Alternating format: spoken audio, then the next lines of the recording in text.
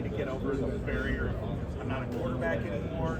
And then how long did it take you before you just threw yourself into being a wide receiver? Man, it was very difficult. Coming in as a quarterback, wanting to be the guy, battling for the starting job and not getting a starting job.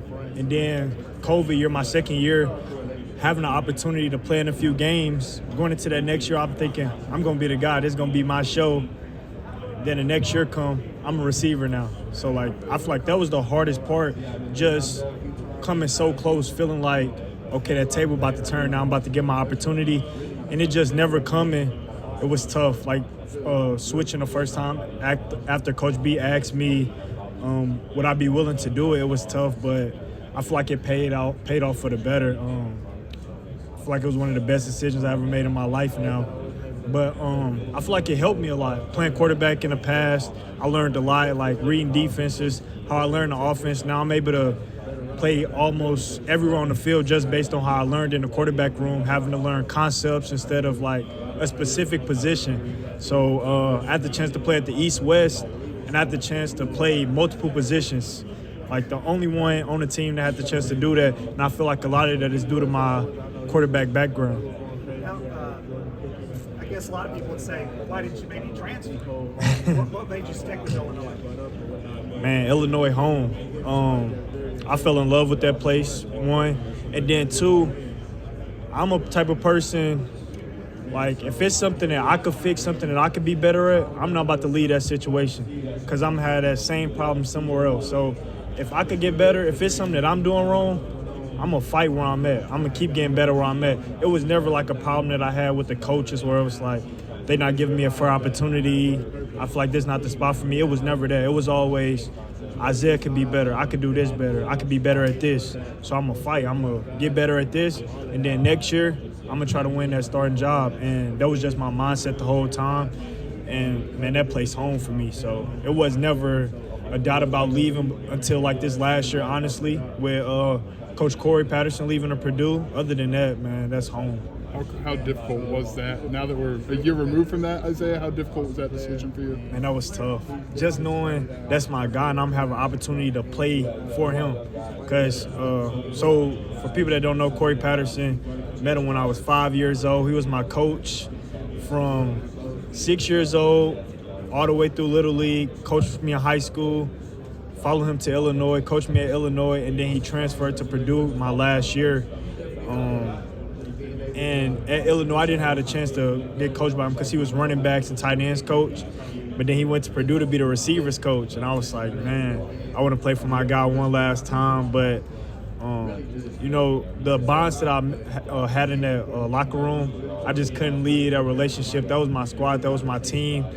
And I just couldn't leave the guys. But it was very tough having the chance to be coached by him again. We haven't talked. It's your decision to go. What would you weigh in on the decision to obviously make the leap to the NFL versus was there any thought to come back for another year? Yeah, it was a little thought to come back for another year. The biggest thing was do I feel like I did everything I could to put myself in the best opportunity possible? And I felt like yes. I felt like every single year I got better, still getting better. Only been playing receiver for three years. And I was just like, I'm going to bet on myself. I'm going to go to the East-West and show them why I'm a great football player and compete against the best. Now I'm going to come to the combine, compete again, and I'm going to kill the interview process. I'm going to kill everything. That was just my mindset going into it, knowing a lot of guys got me as a later round guy. I'm not the top guy, but I'm okay with that. I'm cool with that. I got no problem with being that guy and just showing people that I could ball and I could play football. Isaiah, do you think the move to wide receiver was good for you? Oh, yeah. Do you think you're better as a wide receiver than you ever would have been at quarterback? Yeah, I probably would never be up here talking to y'all if I was still at quarterback. I feel like this, honestly speaking, I feel like I probably could have broke a lot of records at quarterback. But for me and my future, I feel like receiver was the best move.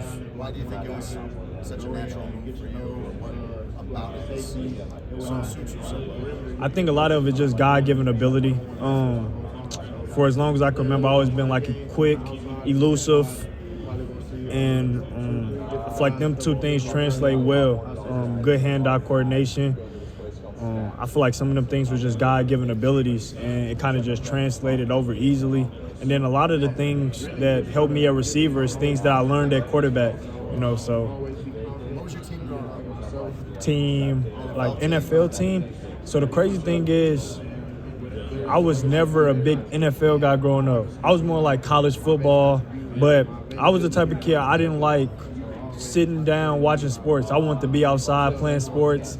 I'm the St. Louis Rams outside. It's second down, and I'm throwing the football at the tree, getting the first down, then going to run for the touchdown. I'd rather go outside, and I was never big on watching sports until I got older and I see the benefits of it now. But growing up, I'd rather go outside and just play ball, put on a jersey, fake jersey, and be in my own little world.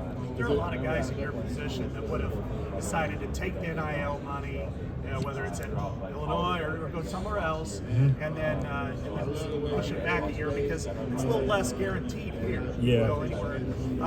How much thought did you give to saying, all right, maybe I'll stick for whatever you're going to do? And it was a lot of thought, because at the end of the day, you might have people that say don't make a decision based on NIL, but it's a real thing. So it's something that I really thought about, because at the end of the day, that is guaranteed money, and then this not that guaranteed.